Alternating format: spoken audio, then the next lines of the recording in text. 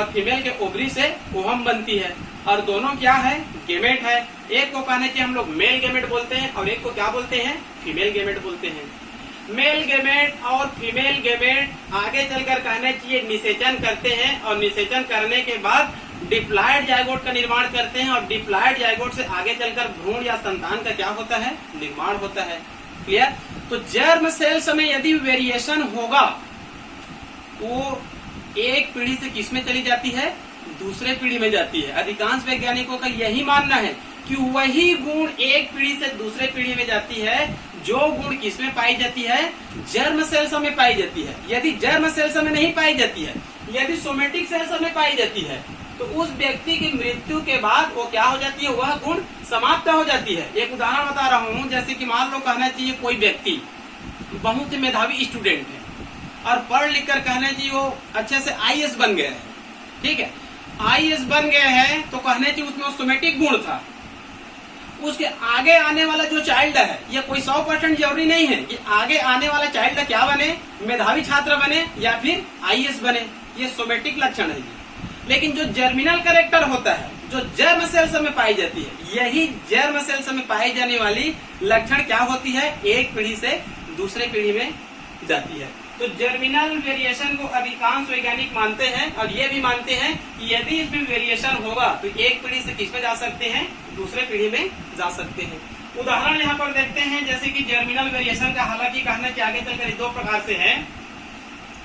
इसका एक उदाहरण दिया गया है मानव की लंबाई को। किसको दिया गया है, मानव की लंबाई को। या फिर जो जर्मिनल वेरिएशन है, इसको पहले दो प्रकार देख लेते हैं। एक होता है कंटिन्यूअस और एक होता है डिसकंटिन्यूअस। मतलब एक होता है सतत और दूसरा होता है असतत। सतत वेरिएशन, सतत वेरिएशन मतलब ऐसा वेरिएशन जो अधिकांश पाई जाती है, सतत रूप में पाई जाती है, कंटिन्यूअस रूप में पाई जाती है। तो एक सतत वेरिएशन का एक नॉर्मल उदाहरण है, सामान्य उदाहरण है, जैसे कि मानव की लंबाई। मानव की लंबाई हम लोग देखते हैं, जैसे मान लो सब स्टूडेंट को देखते हैं तो सभी की ऊंचाई एक समान नहीं होती है। एक एवरेज में लिया जाता है 170 सेंटीमीटर।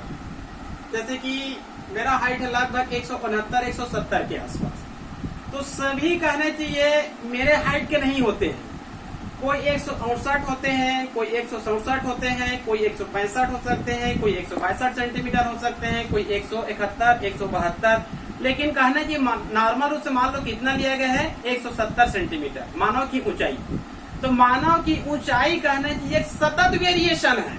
मतलब आप लोग कहीं पर भी जाइए, स्कूल में जाइए, भीड़ भाड़ में जाइए, मार्केट में जाइए, वहां पर आप ऑटोमेटिक इसमें वेरिएशन दिखाई देंगे। मतलब सतत वेरिएशन, कोई छोटे कद के, कोई मध्यम कद के, कोई अधिक ऊंचाई के, ये अधिकांश जगह पाई जाती है। इसी कारण इसको क्या कह दिया गया है, कंटिन्यूअस वेरिएशन, सतत वेरिएशन।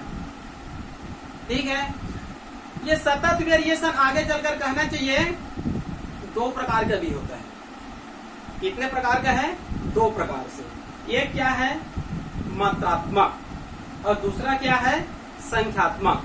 मतलब मात्रा में हमको क्या देखना है, वेरिएशन। इसमें देखना है मात्रा में, क्वांटिटी में। इसमें देखना है संख्यात्मक, मतलब संख्या में क्या दिखाई देगा, अंतर दिखाई देगा। दोनों शब्द थोड़ा सा मिलता जुलता है, इसी कारण इसको हिंदी में लिख दिया हूँ। एक है मात्रात्मक और एक है संख्यात्मक। मात्रात्मक वेरिएशन का उदाहरण आपके पुस्तक में दिया गया है, जैसे मानव की लंबाई, ऊंचाई, वजन, रंग, रूप, त्वचा की रंग, आंख की रंग, बुद्धि की क्षमता, या फिर कहना चाहिए कान की लंबाई, अंगुली की लंबाई। ये सब कहना चाहिए मात्रात्मक वेरिएशन का उदाहरण है। ठीक है। मानव की हाइट भी है, वजन भी है, रंग है, रूप है, शेप है, साइज है, कान की लंबाई है, अंगुली की लंबाई है, त्वचा का रंग है, आंख की रंग है, दूध प्रदान करने की क्षमता है। इन सब में क्या पाई जाती है, वेरिएशन पाई जाती है। तो इसको हम लोग क्या बोलते हैं, मात्रात्मक वेरिएशन। क्लियर। उसके बाद सेकंड है संख्यात्मक वेरिएशन। आगे क्या है, संख्यात्मक वेरिएशन, इसमें संख्या में अंतर पाया जाएगा। इसमें अंतर पाया जाएगा संख्या में। जैसे एक दो उदाहरण देता हूं, संख्या में कहां पर कहना चाहिए अंतर पाया जाता है। जैसे कि गेहूं या धान की बालियां, गेहूं या धान की बालियां, इसमें देखेंगे दानों की संख्या में अंतर होता है। गेहूं का कोई भी बाली ले सकते हैं, धान का कोई भी बाली ले सकते हैं। जैसे धान का एक बाली लेंगे, किसी में उनकी संख्या 100 रहेगा, तो किसी में 90 रह सकता है, किसी में 150 हो सकता है, किसी में 120 भी हो सकता है। मतलब गेहूं या धान की बालियों में इनकी संख्या क्या हो सकती है, वेरिएशन हो सकता है, कम या फिर ज्यादा। दूसरा है जैसे कि केचुआ, केचुआ हम लोग देखे होंगे, अर्थवाद में बोलते हैं। केचुआ के शरीर में लगभग 150 के आसपास खंड पाए जाते हैं। केचुआ के शरीर में लगभग 150 के आसपास सेगमेंट या फिर खंड पाए जाते हैं। तो प्रत्येक केचुआ में 150 नहीं होते हैं, किसी में 150, किसी में 148, किसी में 155, मतलब उसमें भी क्या पाई जाती है, वेरिएशन पाई जाती है। तीसरा उदाहरण है हाइड्रा, एक छोटा सा जीव होता है सिलेंट्रेटा का, उसमें टेंटेकिल्स पाई जाती है। टेंटेकिल्स की संख्या किसी में 5, किसी में 7, किसी में 8। तो ये संख्या में परिवर्तन पाई जाती है, और ये कहना चाहिए सतत रूप में पाई जाती है, कंटिन्यूअस रूप में पाई जाती है, जिसके कारण इन सबको हम लोग क्या बोलते हैं, सतत वेरिएशन। मात्रात्मक, संख्यात्मक, इसमें संख्या में अंतर पाया जाएगा। गेहूं या धान की बालियों में दानों की संख्या, केचुआ में खंडों की संख्या, हाइड्रा में टेंटेकिल्स की संख्या। इसमें कहना चाहिए जीवों का जो हाइट है, हेल्थ है, शेप है, साइज है, त्वचा का रंग, आंखों का रंग, कान की लंबाई, अंगुलों की लंबाई, इन सब में कहना चाहिए उसमें क्या पाई जाती है, अंतर पाई जाती है। तब इसको बोलेंगे मात्रात्मक वेरिएशन और इसको बोलेंगे संख्यात्मक वेरिएशन। ये अधिकांश जगह पाई जाती है, जिसके कारण इसको हम लोग क्या बोलते हैं, सतत वेरिएशन, कंटिन्यूअस वेरिएशन। ये जर्मिनल वेरिएशन का पहला प्रकार है। दूसरा प्रकार है डिसकंटिन्यूअस, मतलब असतत वेरिएशन। दूसरा क्या है, असतत वेरिएशन। असतत वेरिएशन ज्यादा मात्रा में नहीं पाया जाता है, सतत रूप में नहीं पाया जाता है। हाँ, लेकिन ये जब पाई जाती है तो अचानक रूप से पाई जाती है। ये अचानक रूप से पाई जाती है, तो अचानक रूप से होती है, इसके कारण इसको कई वैज्ञानिक म्यूटेशन मानते हैं। क्या मानते हैं, म्यूटेशन। म्यूटेशन का मुख्य अर्थ क्या होता है, जब जीवों में अचानक परिवर्तन होती है। जीवों में क्या होती है, अचानक परिवर्तन होती है, तब इसको हम लोग क्या बोलेंगे, म्यूटेशन। तो कई साइंटिस्ट इसको क्या बोलते हैं, म्यूटेशन का रूप मानते हैं। क्लियर। उसके बाद है इम्पॉर्टेंट, मतलब ये इम्पॉर्टेंट वेरिएशन का इम्पॉर्टेंट है, मतलब हमारे लिए क्या इम्पॉर्टेंट है, ये जो वेरिएशन है हमारे लिए क्या इम्पॉर्टेंट है। तो यहाँ पर मैं 2-3 शब्द बताता हूँ, ये हमारे लिए क्यों लाभदायक है। ठीक है, जैसे पहला लाभदायक मैं लिख दिया हूँ यहाँ पर एडेप्टेशन, और दूसरा लिख दिया यूलेशन, और तीसरा लिख दिया हूँ कंटिन्यूटी ऑफ लाइफ। आप लोगों को मैं कल या परसों पढ़ाया था एसेक्सुअल रिप्रोडक्शन और सेक्सुअल रिप्रोडक्शन। पहला चैप्टर में पढ़ाया था रिप्रोडक्शन इन ऑर्गेनिज्म, तो उसमें एसेक्सुअल रिप्रोडक्शन का जैसे कि कुछ हानियां बताया था।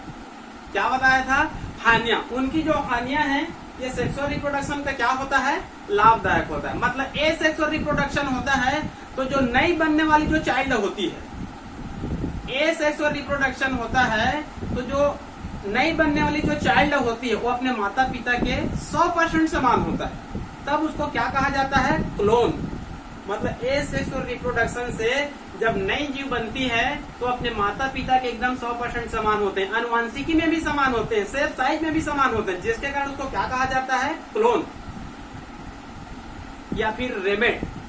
तो एसेक्सुअल रिप्रोडक्शन लगातार होगा तो उसमें वेरिएशन नहीं होगा, क्योंकि उसमें नई बनने वाली संतान किसके समान होती है, माता पिता के समान होती है, तो उसमें वेरिएशन नाम मात्रा का नहीं हो रहा है। तो वेरिएशन नहीं होगा तो वह जीव अनुकूलन नहीं होगा, और अनुकूलन नहीं होगा तो आगे चलकर उनका विकास नहीं होगा, और अगली संतान, अगली पीढ़ी की संतान क्या हो जाएंगे, कमजोर हो जाएंगे, वातावरण के प्रति अनुकूलित नहीं होते हैं, और आगे चलकर दुर्बल और रोग के प्रति सुग्राही हो जाते हैं, और आगे चलकर क्या हो जाते हैं, डेथ हो जाते हैं। लेकिन इसमें ऐसा नहीं है, ये तो कहना चाहिए सेक्सुअल रिप्रोडक्शन के अंतर्गत का वेरिएशन। सेक्सुअल रिप्रोडक्शन के बाद जो नई जीव पैदा होती है उसमें अनिवार्य रूप से क्या होगा, वेरिएशन होगा। वेरिएशन क्यों होता है? क्योंकि नई बनने वाली संतान में टोटल क्रोमोसोम माता से ही या पिता से नहीं आते हैं, आधे क्रोमोसोम पिता से आते हैं, मतलब मेल गैमेट की सहायता से। आधे क्रोमोसोम कहाँ से आते हैं? माता के फीमेल गैमेट से आते हैं। और मेल गैमेट फीमेल गैमेट आपस में संलयन क्रिया करते हैं और जाइगोट सेल्स बनाते हैं। जाइगोट सेल्स से आगे चलकर नई भ्रूण नई संतान बनती है। तो सेक्सुअल रिप्रोडक्शन के बाद में जो नई चाइल्ड बनती है उसमें माता पिता दोनों के गुणसूत्र पाए जाते हैं, दोनों के कहना चाहिए डीएनए जीन पाए जाते हैं। तो सेक्सुअल रिप्रोडक्शन के बाद में जो नई जीव बनती है उसमें अनिवार्य रूप से क्या होगा, वेरिएशन होगा। आप लोग को जब मैं शुरुआत किया तो बताया था आप लोग को मैं कि कहना चाहिए अनुवांशिकी तो पाई जाती है, लेकिन नई बनने वाले जीव में अनिवार्य रूप से क्या होता है, वेरिएशन होता है। वेरिएशन होगा तभी क्या होगा, नई बनने वाली संतान में अनुकूलन आएगा। क्या आएगा, अनुकूलन। और जैसे अनुकूलन होगा उस जीव का क्या होगा, विकास। मतलब वेरिएशन होगा तभी अनुकूलन होगा, एडेप्टेशन होगा, और एडेप्टेशन होने के बाद क्या होगा, विकास होगा। और विकास होगा तो पृथ्वी पर निरंतर कहना चाहिए कंटिन्यूटी ऑफ लाइफ, जीवन की क्या बनी रहती है, निरंतरता बनी रहती है। और यदि वेरिएशन नहीं होगा तो आगे चलकर जीव कमजोर हो जाएंगे, दुर्बल हो जाएंगे, और आगे चलकर कहना चाहिए कंटिन्यूटी ऑफ लाइफ क्या हो सकता है, समाप्त हो सकता है। तो पृथ्वी पर कहना चाहिए जीवन बनाए रखना है, जीवों का विकास करना है, तो वेरिएशन होना क्या है, बहुत ही महत्वपूर्ण है। इतना क्लियर? विकास, अनुज, आवाज सुनाई दे रहा है जी? कृष्णा, हेलो, समझ में आ रहा है ना? पुस्तक को सामने में रखेंगे। जैसे कि मैं जो पढ़ाने वाला होता हूँ ना, उसको पहले दिन मैं पोस्ट कर देता हूँ व्हाट्सएप के माध्यम से। कल किया था ना, तो जिस चैप्टर को मैं पढ़ाता हूँ उस चैप्टर को भी लिख दिया रहता हूँ। कल का मैं लिख दिया था जेनेटिक्स एंड वेरिएशन, तो आप उस दिन 2-3 पेज को पढ़ लिया रहेंगे, तभी समझ में आसानी से आएगा। क्योंकि ये ऑनलाइन क्लास है, ये ऑफलाइन क्लास नहीं है। ऑफलाइन क्लास में क्या होता है, हम लोग आमने सामने में रहते हैं, तुरंत क्वेश्चन हो जाता है, ठीक है। तो ऑनलाइन क्लास में थोड़ा सा दिक्कत होगा, लेकिन आप लोग एक बार पहले उसको पढ़ लेंगे, ठीक है। उसके बाद आपको कोई भी दिक्कत नहीं होगा। जैसे आपको क्वेश्चन करना है तो आप लोग क्वेश्चन कर सकते हो, लेकिन आप लोग क्वेश्चन नहीं करते हो आप लोग, ठीक है जी। देखिए बहुत स्टूडेंट अभी तक चुप है। देखिए एक बार जल्दी से बताता हूँ, फिर थोड़ा सा और पढ़ाऊंगा, ठीक है। आज हम लोग पढ़ रहे थे principle of inheritance and variation, मतलब वंशागतिकी और विविधता का सिद्धांत। लेकिन तो कुल मिलाकर ये जो चैप्टर है ये जेनेटिक्स है और वेरिएशन। वेरिएशन तो मात्र केवल इतना ही है, वेरिएशन का अध्ययन केवल इतना ही है। फिर वेरिएशन का चैप्टर खत्म हो गया। आगे चलकर कहने की जो 15-20 लेक्चर होने वाला है वो टोटल किस पर आधारित है, जेनेटिक्स से कहिए, चाहे हेरिडिटी कहिए, चाहे इनहेरिटेंस बोलिए। जब मतलब माता पिता में जो लक्षण होते हैं, माता पिता के लक्षणों का एक पीढ़ी से दूसरे पीढ़ी में जाना, एक पीढ़ी से दूसरे पीढ़ी में जाना, जो जेनेटिक मटेरियल है उसको अनुवांशिकी पदार्थ बोलेंगे, जेनेटिक्स। और जब ये जेनेटिक मटेरियल एक पीढ़ी से दूसरे पीढ़ी में जाते हैं तब उसको हेरिडिटी, और निरंतर अगली पीढ़ी में जाती रहती है तब उसको बोलते हैं इनहेरिटेंस। तो अनुवांशिकी भी महत्वपूर्ण है, बताया हूं मैं आप लोग को, और वेरिएशन भी महत्वपूर्ण है। अनुवांशिकी इस कारण महत्वपूर्ण है, अनुवांशिकी है तो हम मानव जैसे दिखाई देते हैं। अनुवांशिकी नहीं रहेगा तो अगला पीढ़ी कैसे बनेगा ये क्लियर नहीं रहेगा। और वेरिएशन इस कारण महत्वपूर्ण है कि वेरिएशन भी थोड़ी बहुत मात्रा में होना अति आवश्यक है। वेरिएशन नहीं होगा तो हमको पता ही नहीं चलेगा कि कौन किसका क्या नाम है, किसका क्या नाम है, किसका क्या नाम है, क्योंकि सब एक समान दिखाई देंगे। और जो माता पिता के संतान रहेंगे वो भी अपने माता पिता की समान ही दिखाई देंगे। तो वहाँ पर थोड़ी बहुत मात्रा में वेरिएशन होना अति आवश्यक है। क्लियर। और एसेक्सुअल रिप्रोडक्शन में जो नई संतान बनती है उसमें वेरिएशन नहीं होता है, वो अपने माता पिता के समान 100% समान होते हैं, जिसके कारण उसको क्लोन कहा गया है। लेकिन एसेक्सुअल रिप्रोडक्शन से उत्पन्न जीव आगे चलकर ज्यादा दिनों तक जीवित नहीं रहते हैं। क्या हो मीटिंग खत्म हो गया क्या जी? चलो आप लोग चालू रखो ना, थोड़ा सॉल्व करते हैं। ठीक, ये कहना चाहिए वेरिएशन। उसके बाद बताया था आप लोग को मैं टाइप्स ऑफ वेरिएशन। ठीक है, प्रकार का ज्यादा इसमें अध्ययन नहीं की गई है। ठीक है, जैसे सेल के आधार पर सोमेटिक और जर्मिनल वेरिएशन, करेक्टर के आधार पर morphological variation, physiological variation, cytological variation, effect के आधार पर बताया था लाभदायक वेरिएशन, हानिकारक वेरिएशन। उसके बाद बताया था मैं कुछ महत्वपूर्ण वेरिएशन का वर्णन। पहला क्या बताया था? हेरेडिटी वेरिएशन, मतलब ये अनुवांशिकी में जन्म से ही पाई जाती है। सोमेटिक वेरिएशन, इन्वायरमेंटल वेरिएशन, ये वातावरण के अनुसार कहना चाहिए बाद में उत्पन्न होती है। ठीक है, उसके बाद है सोमेटिक वेरिएशन, ये सोमेटिक सेल्स में पाई जाती है। किसमें पाई जाती है? सोमेटिक सेल्स में। लेकिन अधिकांश वैज्ञानिकों का कहना है कि सोमेटिक सेल्स मतलब उस व्यक्ति की मृत्यु के बाद ये सोमेटिक वेरिएशन क्या हो जाती है? समाप्त हो जाती है, मतलब अगली पीढ़ी में नहीं जाती है। उसके बाद है जर्मिनल वेरिएशन, ये जर्म सेल्स में पाई जाती है। तो ये जर्म सेल्स में पाई जाती है तो एक पीढ़ी से दूसरे पीढ़ी में जाती है, मतलब ये अगली पीढ़ी में निरंतर जाती रहती है। और ये सतत और असतत दो प्रकार का होता है। उसके बाद है इसकी इम्पोर्टेंस, मतलब वेरिएशन हमारे लिए क्यों महत्वपूर्ण है। इतना लगभग हो गया। उसके बाद कहने की एक थोड़ा सा और बचा हुआ है,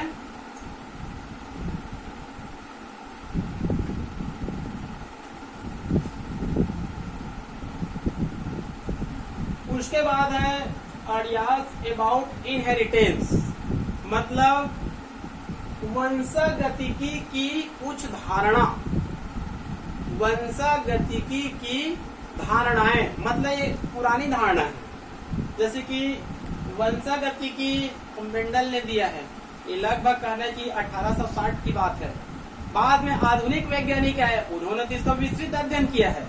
लेकिन हम जाएंगे लगभग कहना चाहिए ईसा पूर्व या फिर आज से हम लोग 1000 साल पहले जाते हैं। तो 1000 साल पहले अनुवांशिकी के बारे में क्या धारणाएं थी, पुराने वैज्ञानिक इसके बारे में क्या सोचते थे।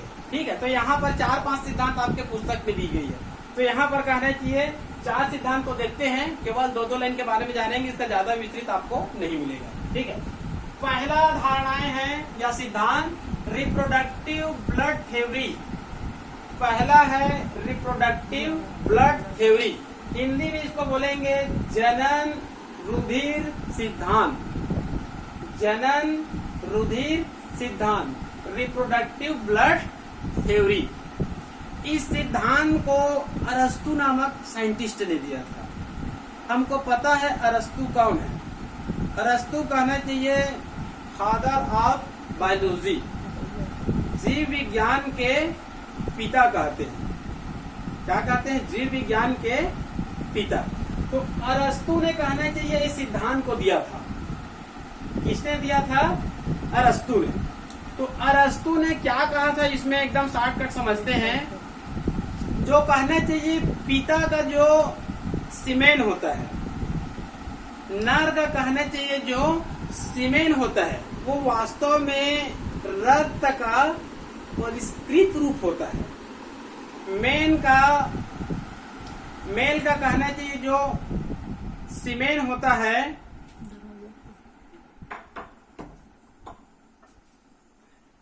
मेन का कहना चाहिए जो सीमेन होता है, वो ब्लड का क्या होता है? परिष्कृत रूप होता है। ठीक है, इसी प्रकार से कहना चाहिए फीमेल में भी क्या होती है? जनन रुधिर होते हैं। लेकिन फीमेल का कहना चाहिए जो जनन रुधिर होती है वो परिष्कृत रूप नहीं होते हैं। दोनों में कहना चाहिए जनन रुधिर तो होते हैं, लेकिन मेल का क्या होता है? परिष्कृत रूप, मतलब शुद्ध रूप है। और फीमेल का जनन रुधिर कहना चाहिए परिष्कृत या शुद्ध रूप नहीं होते हैं। ठीक है, ये अरस्तु का कहना है। तो मेल फीमेल के बीच में कहना चाहिए जब समागम होती है तो परिष्कृत और अपरिष्कृत रूप का भी क्या होता है, समागम होती है। और समागम होने के कहना चाहिए बाद में जो नई चाइल्ड पैदा होती है उसमें नर और मादा, मेल और फीमेल दोनों के लक्षण तो होते हैं, लेकिन मेल के लक्षण उसमें ज्यादा होते हैं। क्यों ज्यादा होते हैं मेल का? क्योंकि अरस्तु का कहना है मेल में कहना चाहिए जो जनन रुधिर होते हैं वो क्या होते हैं, परिष्कृत होते हैं, मतलब शुद्ध होते हैं। इतना क्लियर? तो पहला सिद्धांत क्या है, रिप्रोडक्टिव ब्लड थ्योरी।